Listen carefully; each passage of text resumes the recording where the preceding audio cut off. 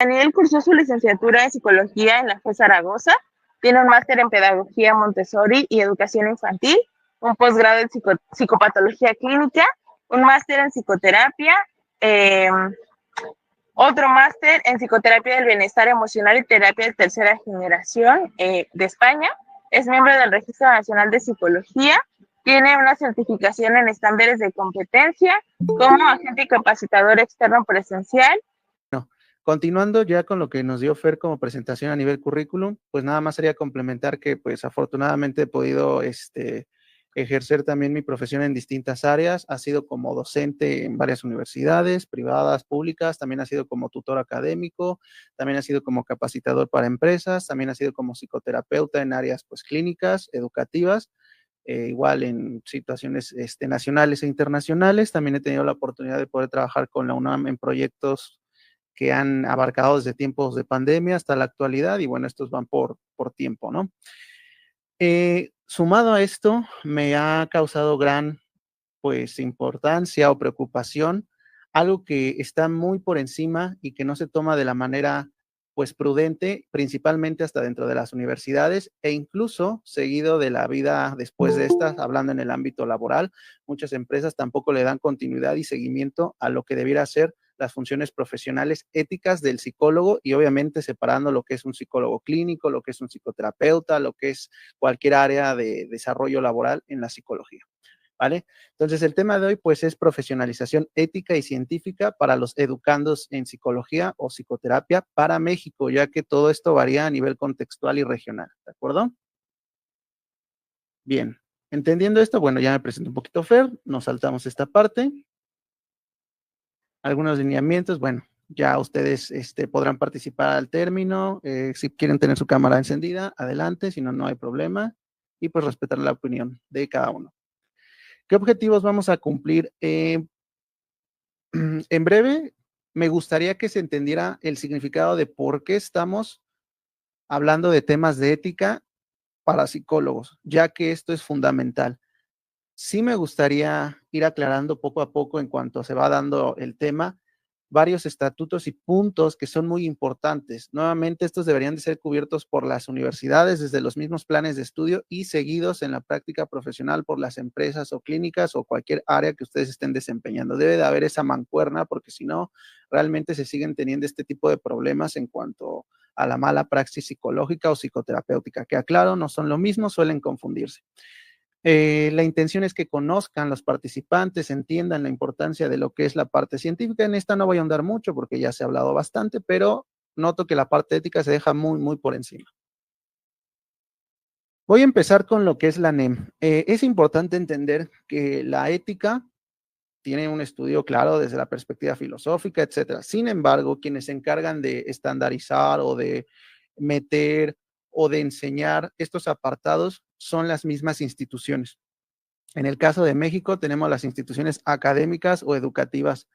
Por lo tanto, vamos a mencionar un poco sobre la NEM, que es la nueva escuela mexicana. Hay que mencionar las transiciones que se han hecho periodo a periodo sexenial por la toma de presidencia. Saben que hay instituciones que se lo toman pues a la tarea, como la Ley Federal de Educación, las reformas educativas, los sindicatos de maestros, etcétera. Entonces, la NEM viene a ocupar un lugar muy importante que toma conciencia de ciertos apartados, en especial éticos y de integración y de toda esta nueva visión, ¿no? Incluso académica y psicológica dentro de las aulas. Breve temario, vamos a ir tocando muy, muy, muy rápido, no me voy a ahondar tanto por el tiempo, pero sí voy a decir lo más importante. Me gustaría empezar con que la parte de una profesionalización ética es importante entender qué es la filosofía. Y bueno, podemos entender que la filosofía se encarga de estudiar un sinfín de áreas de conocimiento. Sin embargo, en la ética tiene todo un desglose. Hay que entender qué sería la ética desde una perspectiva filosófica. Esta tiene un campo de conocimiento y de acción que va desde todas las doctrinas filosóficas, la relación con los valores y cómo éstas se diferencian en ciertas concepciones, ¿no? Por eso es que hablamos de todas estas perspectivas estoicas, de cómo se relaciona con los valores, y aquí es donde en estas interacciones con los pequeños mapas que estamos viendo, es donde se suele confundir ética con moral, y aquí viene uno de los principales errores, y concepciones o acepciones que no se explican del todo dentro de las universidades. Ahorita las vamos a ir desarrollando. Nada más quiero que vean cómo la ética tiene un sinfín de relación con varias áreas, no solo teóricas o de conocimiento, sino también aplicativas. Por eso vamos a hablar de que una cosa es la ética y de ahí hay una ética en psicología y luego hay una ética aplicada y luego hay una ética en cuanto a funciones profesionales. Es así como se va dando toda esta relación. Para ello voy a tomar una de las obras de algunos filósofos que hoy en día pues ya son prácticamente olvidados, sin embargo se siguen retomando mucho de sus ideas y se han ido reestructurando. Vamos a tocar a David Hume, para algunos filósofos de la ciencia, para otros un simple filósofo, pero pues bueno, sigue siendo relevante y principalmente con las obras que hablan acerca de la moral. Aquí tenemos un pequeño cuadro comparativo que nos habla del origen de la moral, que es a través de los sentimientos. Es ahí que también hay otra lucha de perspectivas teóricas con lo que es la lógica, la razón, etcétera. También habla de que su fundamento, ético parte de la simpatía y la utilidad. Esto es muy importante entender, chicos, porque por ahí intentamos de repente justificar todo acto por empatía. Si bien la empatía es importante y también tiene un sinfín de aplicaciones teóricas y perspectivas de definición, lo que olvidamos es que la simpatía es lo que también habría que desarrollar. Por eso, y lo podemos ver un ejemplo muy básico con los políticos, los simpatizantes, aquellos que siguen mismos valores, ideologías y creencias. Entonces, la empatía, si bien es importante, a nivel psicológico también tiene por ahí estudios en teoría de la mente, etcétera, también no hay que olvidar la parte de la simpatía, y esta es a su nivel de utilidad. Tiene un fin. También hablamos de una crítica que no se puede derivar un deber ser de un ser. Sabemos que también el ser ha sido objeto de estudio de la psicología, de la historia, del contexto, etcétera. También hablamos de lo que es ser un ser humano, hablamos de naturalismo, empirismo, motivado por las pasiones. Por eso es importante entender toda la línea filosófica de estudio y el aporte principal de lo que entendemos sobre la moral. Y sí podemos definir a la moral en términos muy simples, porque hay autores más recientes, más contemporáneos, como aquello que parte de un sentimiento, de algo subjetivo.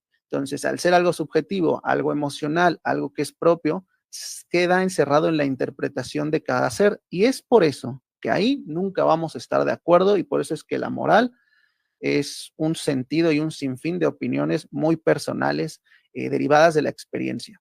¿Qué pasa con esto? Que también podemos encontrar aquellas concepciones de relativismo moral, ¿no? Lo que para mí es bueno, para ti puede ser malo, y entonces es un sinfín de un callejón sin salida. Pero Hume nos habla de cómo podemos entender la moral desde sus obras, ¿no? Entonces es como para recapitular. Por aquí hay una pequeña imagen que nos habla del Génesis. ¿Por qué meto al Génesis y la Biblia y todo esto sobre mito judeocristiano?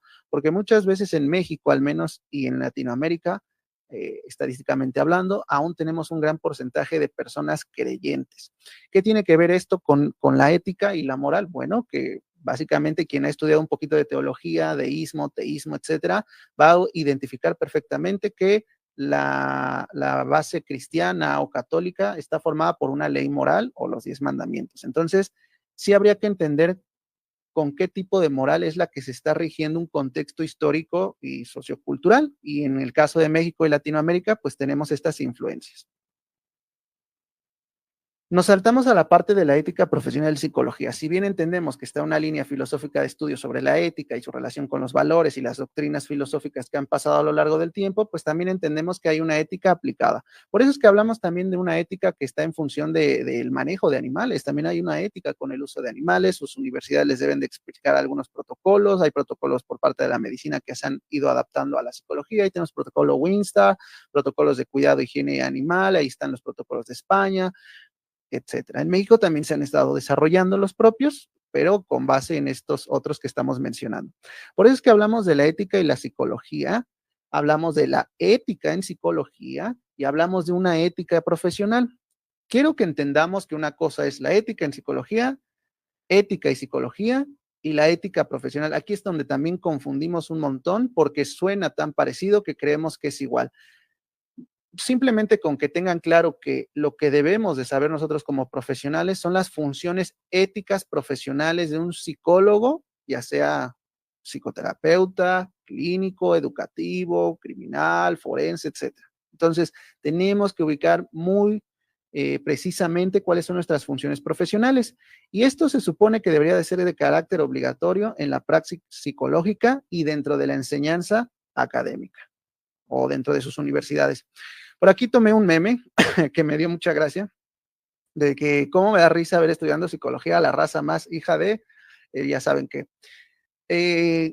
Aquí es donde confundimos ética con moral, pero vamos a ser críticos, vamos a verlo de un lado en contra y uno a favor. Es verdad que cuando estudiamos carreras que son en contacto con otras personas, sí debemos de tener ciertas habilidades interpersonales, aprovechando la ponencia pasada de nuestro colega Psicogato, que lo explicó muy bien. Es importante que como profesional tengamos habilidades interpersonales, hayamos desarrollado cosas como la escucha activa, aquellas cualidades como la empatía, la simpatía, etcétera. Sí es importante. Por ese contacto humano, por ese respeto a la dignidad humana, por ese tratamiento en el cual vamos a convivir un espacio, incluso está hasta en los derechos humanos, etc., etc. Sin embargo, no debemos confundir que el trabajo de un psicoterapeuta es la de un juez moral, la de un ser superior, la de un guía espiritual o la de un sacerdote moderno. Nos guste o no, muchos de los psicólogos hoy confunden sus funciones profesionales con las de ser un guía o espiritual, moral, etcétera. Entonces, vamos a tratar de aterrizar eso. Por ahí veo una pregunta, ¿en qué se diferencia la moral de la ética? Ahorita lo vamos a ir aclarando, no se preocupen, de igual manera al final, por favor, cualquier pregunta puntual, yo se la respondo, ahorita lo vamos a ir aclarando.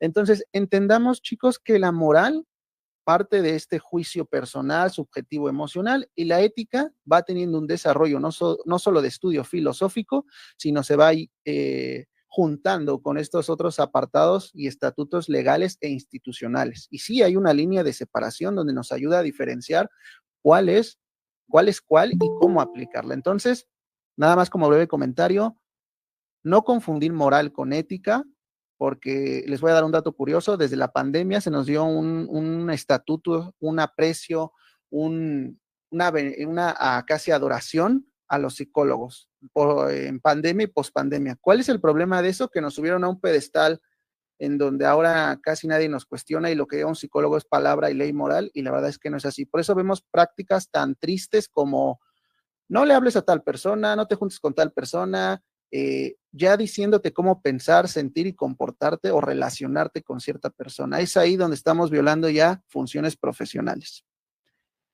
Para entender todo esto les voy a dar un contexto. La ética se ha tratado de regular a nivel regional. En este caso yo me voy a centrar en México porque este varía enormemente en cada país. Entonces, la ética profesional debiera ser un conjunto de principios, normas y valores que guíen la conducta y las decisiones de los psicólogos en el ejercicio de su profesión. Estas normas éticas están diseñadas para proteger y promover el bienestar de los consultantes o usuarios, así como para asegurar la integridad y la competencia profesional de los psicólogos, psicoterapeutas, docentes e investigadores. Palabras más, palabras menos, la ética es lo que se debe de hacer en pro del consultante, mientras que tu moral podría ser aquellas ideas de es que yo creo que le va a ayudar, es que yo creo que el todo vale, es que si yo lo hago va a estar bien. No es lo que a ti te parezca, es lo que debiera de hacerse. Y ahorita vamos a ir explicando todas estas ideas para que no se confunda. Antes de ello les voy a dar un contexto histórico. En algún momento se intentó hacer un código ético del psicólogo a nivel mundial. Esto sucedió en las convenciones en Berlín de julio de 2018 y el mes próximo en junio. Estas convenciones trataron de regular un código de conducta global, mundial, donde se sancionaran o se explicara las funciones del psicólogo en varias áreas, como docente, investigador, psicoterapeuta, etcétera, etcétera, etcétera, etcétera. ¿Qué pasa con esto? Que la realidad es que no es algo tan fácil de hacer, pero es un dato curioso que debemos de tener en cuenta, ¿vale? Sí se ha intentado y fue en 2008. Por ahí tuvo repercusión en 2018, pero bueno, eso es otra cosa. Dato extra, las funciones éticas y profesionales de un psicólogo o psicoterapeuta no son las mismas. Por ahí la gente cree que todo psicólogo se dedica al ámbito clínico o psicoterapéutico. No es así. No a todos les interesa, no todos lo quieren y no todos están debidamente formados para ello. Esto a nivel currículum, títulos y esto a nivel experiencia. Ha trabajado, lo ha ejercido, lo entiende, lo comprende. Por eso es que todo este camino de ética o de profesionalización ética lo debemos de transitar a aquellos que queremos ejercer una buena praxis. Por eso hablamos de la Secretaría de Educación Pública y el Registro Nacional de Profesionales en México. Algunos ya lo han de conocer, es una base de datos muy útil donde tú metes el nombre completo del profesional con el que estás o su número de cédula y te arroja una base de datos donde sí está certificado o tiene la licenciatura o el grado académico en tal cosa. Esto garantiza que estás ante un profesional. No necesariamente, sin embargo, es bueno tenerlo en cuenta porque aquí vemos que hay un conocimiento de todos los apartados éticos, institucionales y legales. Entender que somos parte de este sistema institucional también es entender parte de nuestras responsabilidades éticas y funciones profesionales. ¿Qué sigue? La Secretaría de Salud, la Ley General de Salud en México y la Ley de Salud Mental. Bueno, aquí se los pongo todos, nada más para que lo tengan en cuenta. Es muy largo, léanla, denle una revisada, se las resumo. Básicamente, la Secretaría de Salud se encarga de que se cumplan los lineamientos específicos para la persona. Nos guste o no, estemos de acuerdo o no, para México, pues se sigue teniendo esta noción de que la psicología o la psicoterapia, pues es parte de la salud de la persona. Y sí, de alguna manera, a lo mejor lo más adecuado sería hablar de bienestar psicológico, etcétera, pero bueno, en términos legales se ve como salud mental y hay unos lineamientos muy claros en donde se habla de los insumos, recursos, leyes, artículos y de lo que se debe de llevar a cabo en la práctica. De lo contrario, pues va a ser tipificada en cuanto a una sanción o delito. Ojo, por ahí no todo es ilegal, no todo es sanción, no todo es delito, hay que acudir con abogados expertos, porque de repente también hay psicólogos que quieren hablar de leyes cuando no somos expertos en la materia. Hay que entender que también la sanción o el delito varía en cuanto a la región y contexto, pero es importante empezar a conocer qué es lo que debemos saber para tener ética profesional. Por eso también hablamos de instituciones como el COFEPRIS, este se encarga de regular todos los temas también de aplicación de salud. Si ustedes quieren fungir como psicoterapeutas privados, hay que darse de alta en el COFEPRIS. También está el DigiPris, que es la parte virtual. Sin embargo, sí lo tienen que tener muy claro. Si ustedes no se dan de alta aquí, un día va a llegar COFEPRIS y les va a decir, oye, ¿qué estás haciendo? Y toma una multa de cientos y tantos mil pesos y bueno, es complicado. Hay que dar anuncios de funcionalidad. Por eso, ojo con todos, y voy a ser muy directo, muy crudo, espero no ofender a nadie. Pero por eso es que vemos a tantos psicocharlatán ahí en redes sociales anunciando servicios que son todo menos psicoterapéuticos y lo peor de todo es que ni siquiera conocen esto. Ustedes pueden presentar una denuncia digital, claro que sí, pueden etiquetar al COFEPRIS, pueden acceder a su portal y decir, oye, yo conozco a fulanito que hace prácticas que no están basadas ni en ciencia ni en ética y ya, pues les cae COFEPRIS. No estoy diciendo que hagamos una casa de brujas, cuidado con eso, sin embargo, sí hay los institutos que sí velan por esto, porque por ahí es muy fácil decir, es que como nadie me sanciona, es que como nadie me regaña, es que como nadie me jala las orejas, pues lo sigo haciendo. Lo triste es que las únicas víctimas aquí es la gente en general, los usuarios y nosotros como profesionistas, peor aún, la negligencia profesional total, ¿no? Porque esto lo tenemos que saber nosotros. Desgraciadamente la escuela lo debería enseñar, sí, no lo enseña. No todas, algunas sí.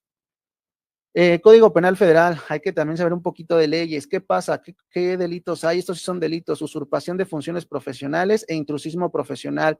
Por eso vemos tanto coach hablar de psicología, gente que no tiene licenciatura en psicología, gente que no comprende nada de psicoterapia y vende sus servicios como psicólogo y claramente es un delito. Ya tuvimos casos muy populares como la Marilyn Code, que se inventaba sus títulos y sus atenciones y bla, bla, bla. Entonces sí son delitos, estos ya meritan una sanción monetaria o la cárcel, depende.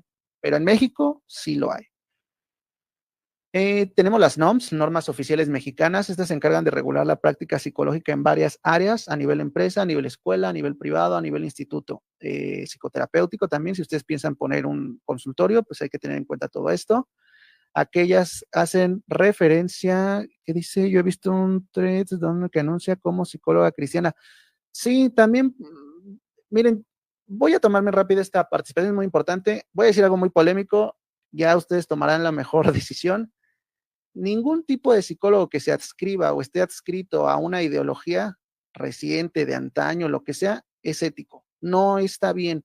Por eso no deberían de haber ni psicólogos, y voy a ser muy directo, es polémico, pero hay que decirlo, no debería de haber psicólogos cristianos, y ojo, yo profeso el cristianismo, pero no ando evangelizando gente. Dos, no deberían de haber psicólogos feministas, no deberían de haber psicólogos LGTB, lo que debería de haber es psicólogos con perspectiva de género, conciencia de clase. Por ahí también luego me confunden perspectiva de género con ideología de género y nada que ver. Nuevamente, todos somos humanos y todos deberíamos de tener acceso por ley a la salud, y en este caso la salud mental.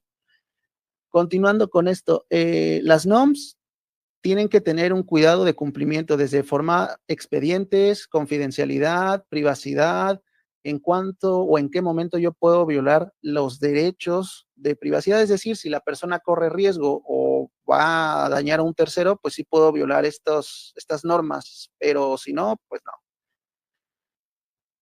Continuamos, NOMS, tenemos NOM 04, NOM 05, NOM 025. Hay unas para las empresas que han ido actualizándose. Tenemos la NOM 030, factores psicosociales. Ojo para quien trabaja en empresa, y esto es una red flag de las empresas, huye de tu empresa que no quiere aplicar NOM 030 ni NOM 035. ¿Por qué? Porque no quiere cumplir con el bienestar integral de salud o bienestar psicológico ni capacitación de sus trabajadores.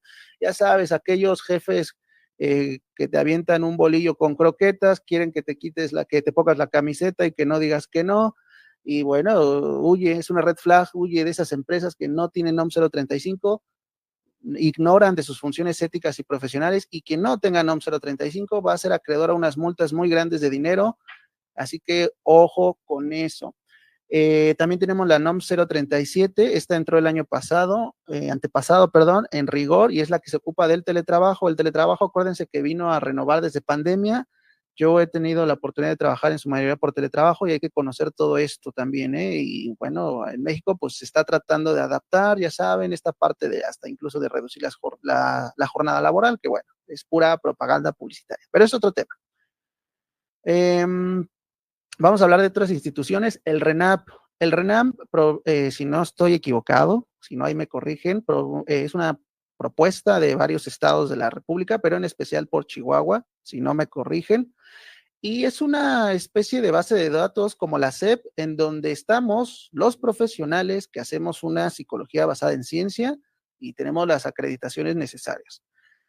Esto resuelve el problema de que ver charlatanes, usurpación y delito de intrusión. No, pero ayuda. Incluso también ellos se dedican a dar capacitaciones sobre ética, interesante, tienen por ahí un libro, vale la pena revisarlos. Ojo, tampoco hago promoción, no me pagan, no pertenezco a ninguna institución. Bueno, fuera, si es así, por favor, páguenme. Si no, pues la verdad es que no, solamente para que lo sepan. Registro Nacional de Psicólogos en México es el RENAP. También tenemos los códigos éticos, tenemos el de la Sociedad Mexicana de Psicología. Esto es importantísimo porque este se creó o se formuló a partir de pues de una primera instancia o acercamiento de la APA, de la Asociación de Psicología Americana, y también de la de Psiquiatría. Se hace una reformulación del código y pues ahí aparece el código ético del psicólogo para la Sociedad Mexicana de Psicología. Revísenlo, tienen unos artículos muy exactos de la práctica psicológica, de docencia, de investigación, psicoterapéutica, etc., etc., etc., etc. Entonces, hay un artículo que por aquí lo cito, desde el artículo 47 al 49, y hay uno en especial entre esos apartados y capítulos del 1 al 5, en donde se refiere y se cita que el psicólogo debe de abstenerse de usar técnicas y valoraciones que no tengan un respaldo científico.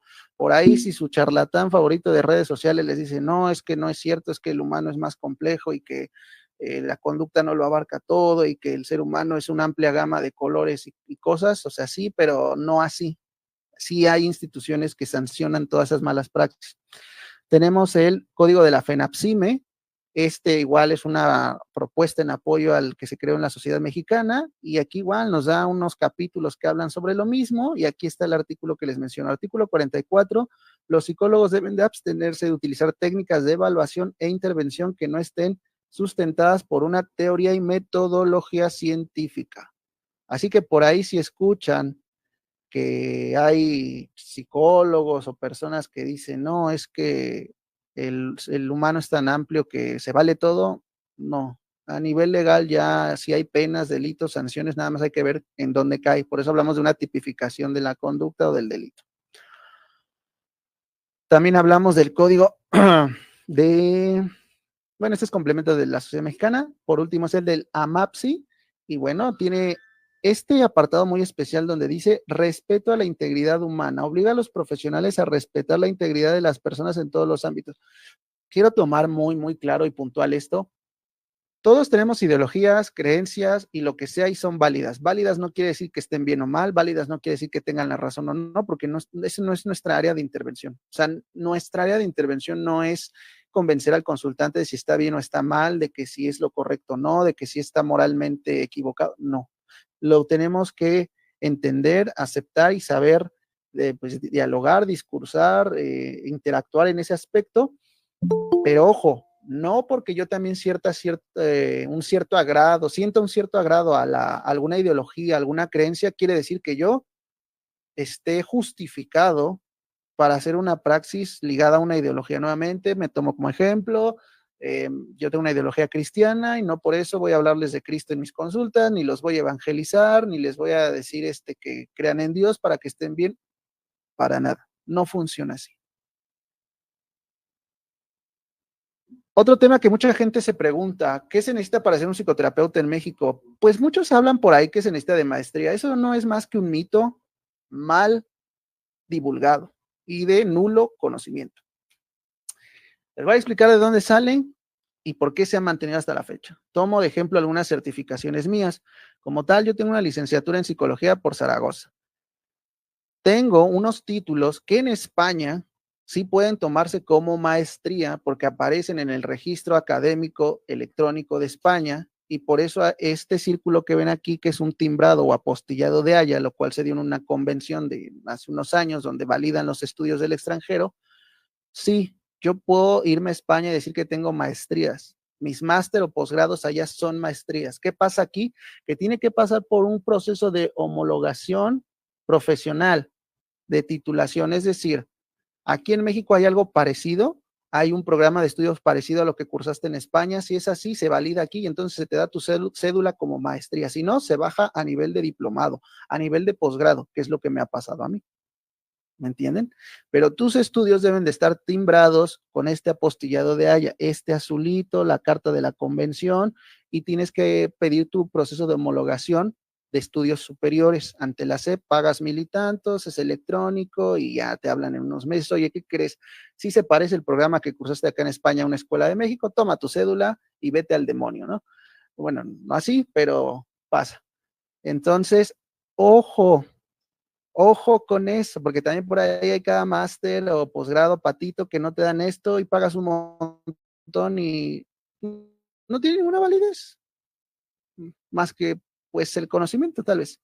Entonces es importante. ¿Se necesita sí o no maestría para dar terapia? Sí y no. Ahorita lo vemos. Ahora bien, en México y específicamente en la Ciudad de México, les voy a dar otro contexto. Cuando se empezó a crear la licenciatura o se empezó a impartir en México por parte de los primeros planes de la UNAM, se estaba haciendo un paso de la psicología transcultural o social y comienza a diferenciarse de la de un análisis del comportamiento en la década de los 90, ¿no?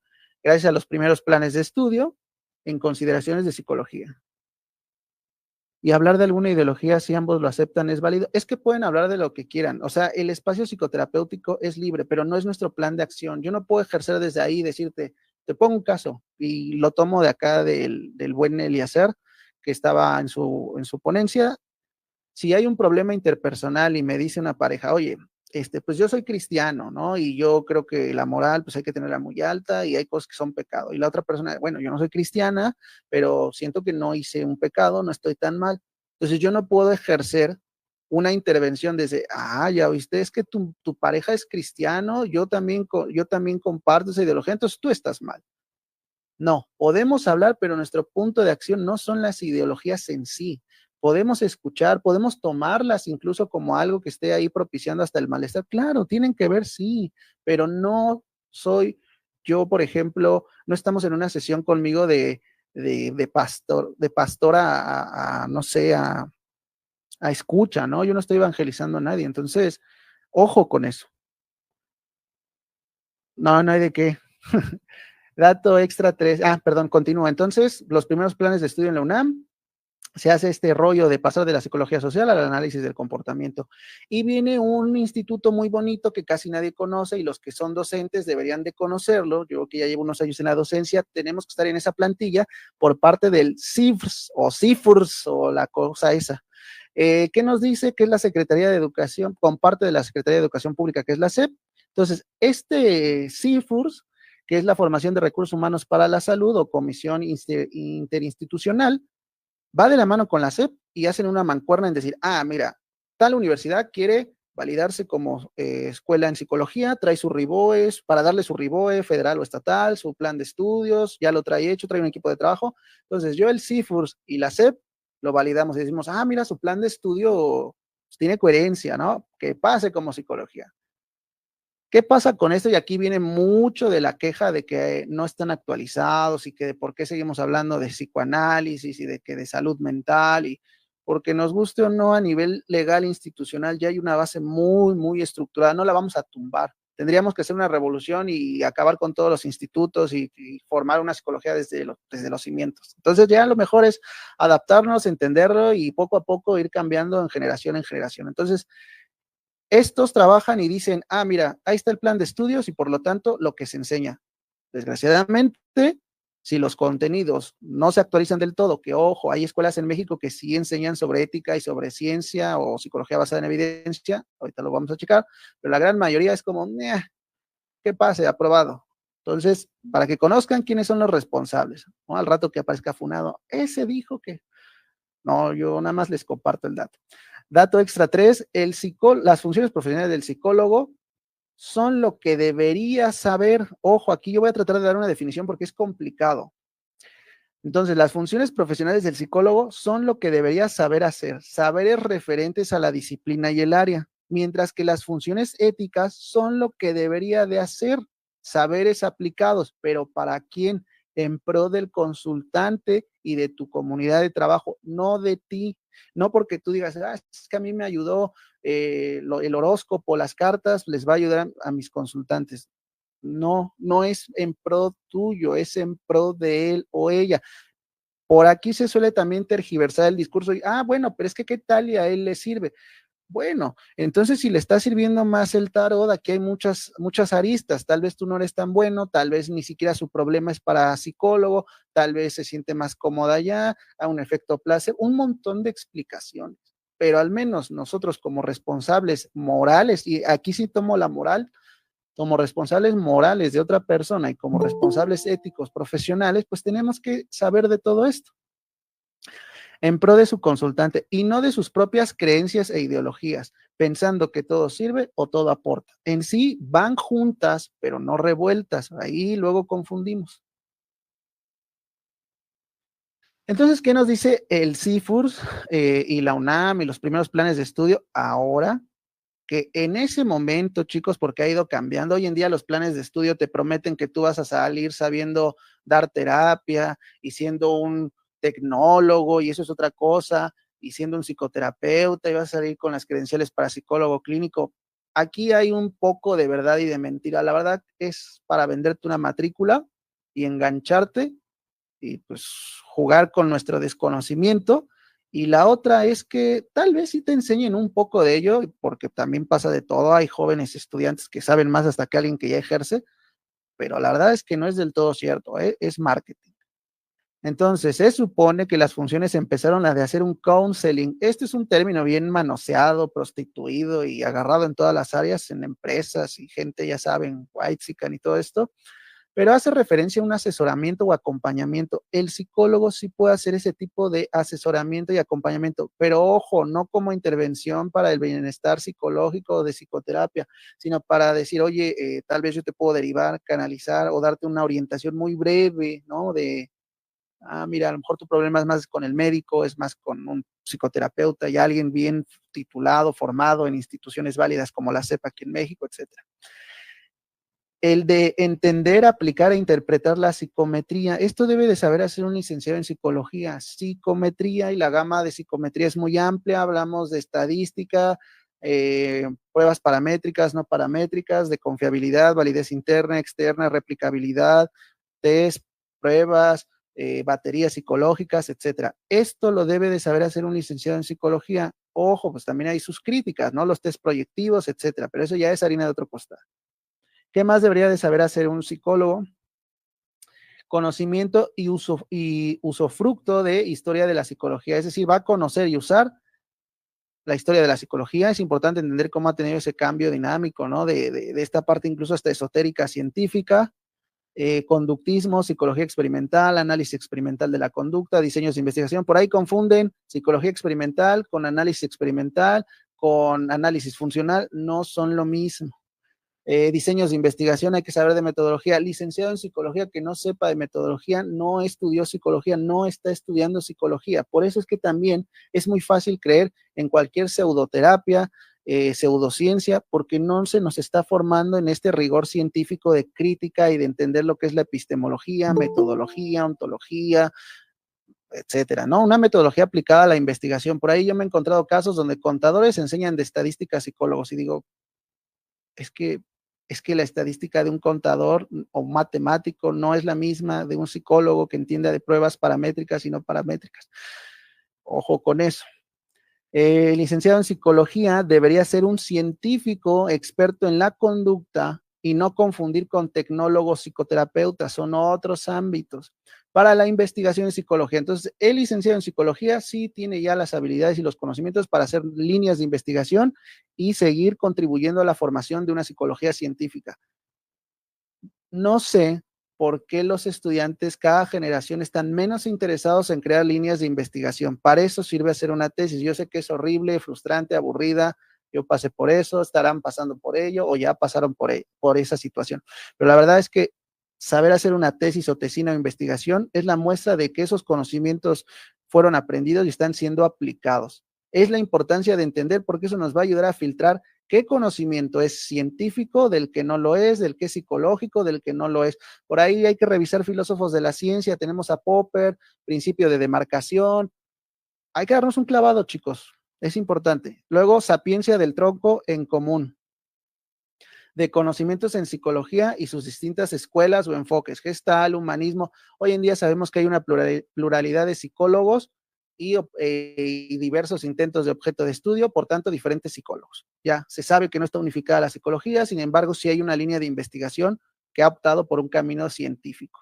Entonces yo vengo a agregarles, sí está bien, ya hay sobreinformación de una psicología científica, pero no hay una información de una psicología ética. Y eso también nos está pesando. Pueden saber mucho de ciencia y de psicología científica, pero también si no saben de ética, su práctica no está completa.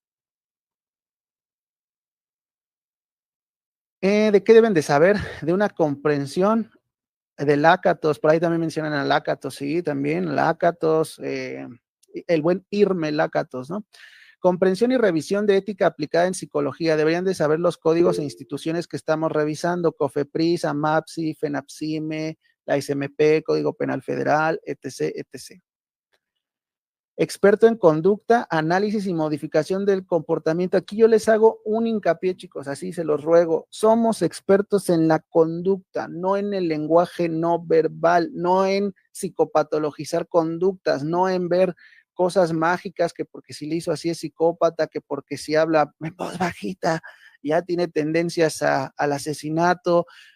No somos expertos en el lenguaje no verbal, aunque ha habido o hay estudios que sí se lo toman seriamente. Por ahí hablamos de los pioneros como Paul Ekman y las expresiones universales, y esto se repite ciclo tras ciclo en la escuela, que ya está más obsoleto que nada. No somos expertos en eso, somos expertos en la conducta, y el lenguaje no verbal se suele confundir con la conducta o el comportamiento. No es ni el mismo enfoque de estudio, no es ni el mismo objeto de análisis, ni de estudio, ni de nada. Entonces, no.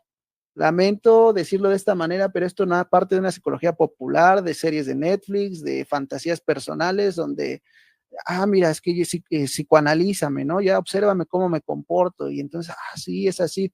Por ahí tenemos muchos influencers o disque psicólogos que lo hacen. Lo peor de todo es que las únicas víctimas es la gente. ¿Qué más? Entendiendo lo anterior, entonces, ¿cuáles deberían de ser las funciones profesionales de un psicólogo que no es clínico ni psicoterapeuta? Esa es harina de otro costal y eso es otro tema muy amplio, pero yo me refiero al psicólogo con licenciatura nada más, sin maestría, sin posgrado, sin especialidad, ¿vale? No, y en México no debería otorgar la atención psicoterapéutica. ¿Por qué? Específicamente en Ciudad de México. En los estados fuera de Ciudad de México no hay tanto problema. ¿Por qué en Ciudad de México sí?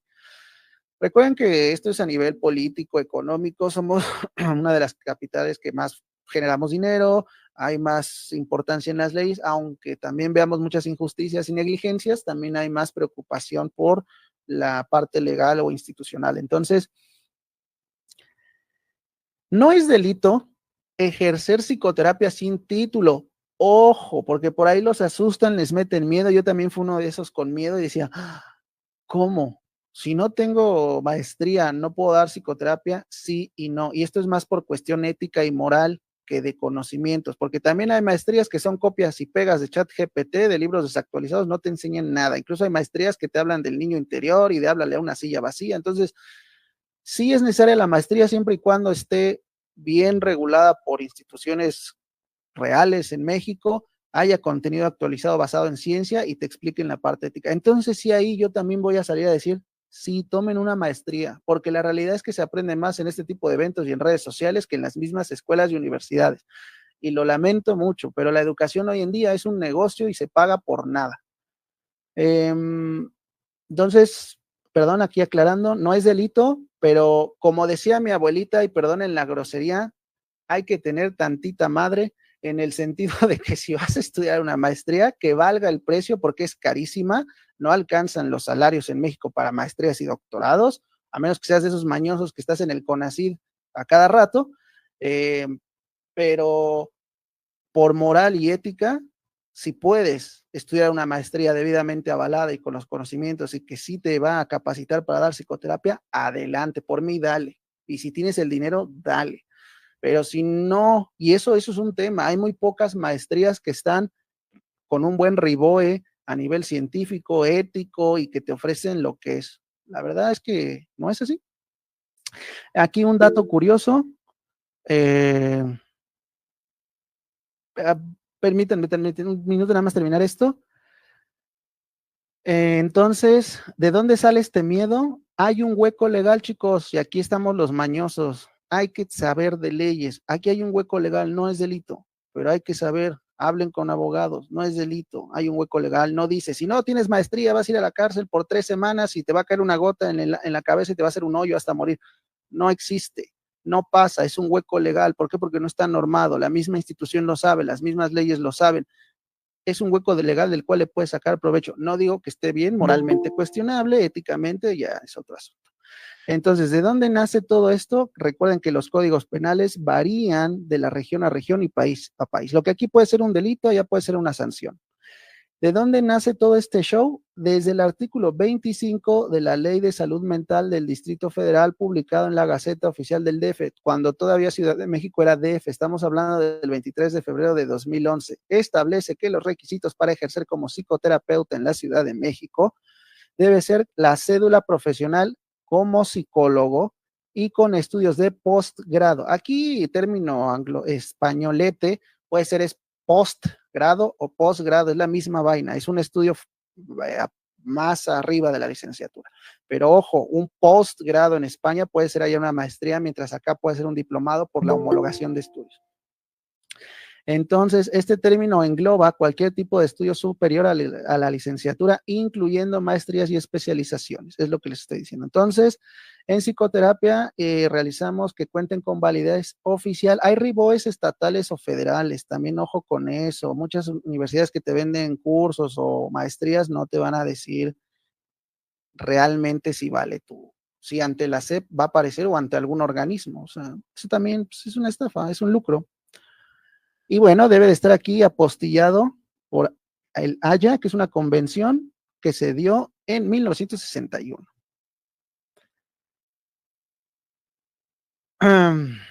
Por ahí ahorita les resolvemos las dudas. Entonces, ¿qué no debe de hacer un psicólogo? No debe de ser autoridad moral ni juez, no debe de utilizar las redes sociales o el espacio profesional, su consultorio, para dictaminar y juzgar qué está bien o mal con las vidas ajenas, ni sus relaciones interpersonales, nada de déjalo, amiga, no te merece, tú mereces 1000 flores, ni mándala, no sé qué, mi compa, porque no te valora. No, eso no son nuestras funciones, tampoco castigarlos ni regañarlos, ni imponer maneras de pensar, sentir, comportarse ni relacionarse con los demás, tampoco confundir con dar consejos motivacionales tipo coach de vida. Por ahí confunden las metáforas, y las metáforas tienen otro uso psicoterapéutico y también tienen sus críticas, pero no son consejos para sugerir a la gente qué debe de hacer. Psicólogos, muchos de nosotros nos quejamos del intrusismo profesional y usurpación de funciones que recibimos, y sí, es brutal, pero tampoco reconocemos que queremos fungir de sacerdotes morales, de coaching motivacionales, de brujos, de esoterismo, porque también nosotros hacemos un cierto intrusismo profesional. Y aquí a veces es donde cuesta reconocer dónde estamos, ¿vale? No somos consejeros de vida tampoco. Pero nada con psicodiagnosticar, medicar o otorgar el servicio de atención psicoterapéutico sin especializarse. Cuando yo me refiero a especializarse, no es necesario el RIBOE. Si lo encuentran, adelante. Si lo tienen y pueden estudiarlo y les consta que es válido y que enseñan de psicología ética y científica, denle. Si no, no es delito, no estén con ese miedo, pero si por ahí tomen un cursito, actualícense, etcétera. Entonces, nuevamente, no vamos a instrumentalizar. Esto es un tema muy mío, no me gustaría que se preste a mal, pero lo tengo que decir. No debemos de instrumentalizar los conocimientos psicológicos y científicos a conveniencia. Es decir, no voy a adoctrinar ideológicamente con base a lo que yo sé de psicología y de ahí me voy a aventar cosas como, no, es que la psicología del hombre, la psicología de la mujer, los psicólogos lo dicen. No es ético, eso sí no es ético. Los conocimientos psicológicos y científicos no están ahí para que yo los instrumentalice a favor mío, ¿vale? Ni para justificar mis vainas ni movidas personales. Por tanto, dicha ley es de carácter local, solo aplica en Ciudad de México, no tiene jurisdicción en el resto de los estados de la República, mientras que a nivel nacional el ejercicio profesional está regulado por la ley reglamentaria del artículo 5 constitucional relativo al ejercicio de las profesiones. Entonces, sí hay lineamientos que salieron hace tiempo, hace años, desde el 2011, sobre qué debería de tener a nivel currículum un psicólogo para dar psicoterapia. Sin embargo, hay esos huecos ahí legales que no terminan de decir sí o no y por qué. Entonces, aquí estamos haciendo la reflexión de, mi conclusión es, si están ante una escuela con un RIBOE validado, ético, científico y les alcanza, adelante, háganlo, porque les va a ayudar, les va a dar mejor imagen, van a formarse éticamente, científicamente y sus consultantes se los van a apreciar y va a estar todo muy bonito. Si no tienen el dinero, si no es una escuela con un RIBOE científico ético y si no están enseñando lo que es, pues tampoco vivan angustiados. Entonces, por último, en síntesis, suele haber mucho debate y confusión en que si la maestría solo es un mero papeleo o trámite, o si simplemente sirve para hacer investigación. Algunos dicen que solo para investigación, y no, de hecho las bases de saber hacer investigación están en la licenciatura, y que no es necesario para fungir como psicoterapeuta o psicólogo clínico. Y no es del todo cierto, por eso es que les decía sí y no. Si ustedes tienen y quieren y están seguros, denle. Por eso es que pues allá arriba hay un Dios que todo lo ve. Por último, les comparto algunas de las escuelas que sí trabajan y enseñan psicología científica y también tienen unos apartados éticos. Tenemos a la UBEG, a la poderosísima UNAM y la FES Iztacala. Y bueno, son como de las más reconocidas, al menos aquí en Ciudad de México, ¿vale? Por mi parte, pues sería todo. Les agradezco, chicos, que pues se hayan estado aquí escuchando y si tienen alguna duda o algo, con gusto se las respondo rápidamente. Hola, Hola, gracias Ricardo. por tu ponencia. No, ¿de qué? Voy directo. Sí. Dos situaciones que he observado muy recurrentemente en colegas que se dedican a la psicoterapia y a la docencia. La primera, que publican mucho en redes sociales contenido que tienen que ver con intercambios con sus consultantes y consideran que con decir que tienen el permiso, esto es ético, conversaciones de chats, etcétera. Y la otra, estudiantes de psicología que acuden a psicoterapia con sus profesores. ¿Qué opinas de ambos casos? No, pues más allá de mi opinión moral como mortal, es que no es ético, porque sí hay un apartado incluso están los códigos de bioética, donde se solicita el consentimiento y el permiso de si la persona va a participar en un tratamiento psicológico, psicoterapéutico, en una investigación, en una experimentación, lo que sea. Y claramente hay otra serie ahí de códigos y artículos más específicos donde incluso el consultante puede renunciar a ellos en cualquier momento si se siente incómodo. Entonces, no es así de fácil decir, tengo su permiso aquí, su consentimiento firmado, ya puedo hacer lo que yo quiera con eso. No, de hecho, lo que se recomienda a nivel legal, porque también hay gente que se puede hacer así publicidad, y no está mal, o sea, tampoco está mal que la gente quiera dar a conocer su trabajo y diga, oye, mira, ¿me puedes regalar tu reseña o tu opinión? Claro, pero pues tan fácil como ponerle anónimo 1, anónimo 2, y ya anónimo 2, oye, la atención recibida fue fantástica, me sentí muy bien, y es todo, no hay necesidad de más. Por ahí sí hay también ciertos lineamientos que lo permiten, pero bajo estándares muy correctos, muy exactos para investigación, para trabajo, incluso los que trabajan en la parte clínica y trabajan con CIE 10 o CIE 11 o DSM-5 o DSM la nueva versión, van a encontrar que sí pueden hacer cierto uso de datos encubriendo datos más personales como demográficos, pero no tan a la ligera de, miren, yo soy bien bueno y uso los datos de mis consultantes, subo las sesiones y no, para nada.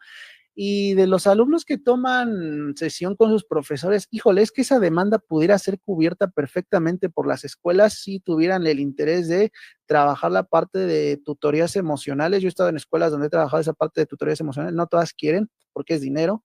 Y pues contratar psicólogos escolares, ¿no? Que son para ese tipo de intervenciones. Y algunas escuelas ya los tienen y le apuestan a esa inversión. Entonces, yo no creo que el docente, aunque sea psicólogo y se dedique a psicoterapia, tenga que ver a sus estudiantes. De hecho, puede ser suplido por cualquier otro profesional como un psicólogo ahí que esté aparte en su departamento y pueda intervenir. Entonces, no, lo que pasa en México es que yo creo que hasta para sobrevivir terminamos prostituyendo la profesión y terminamos haciendo un montón de cosas menos lo que es, ¿no?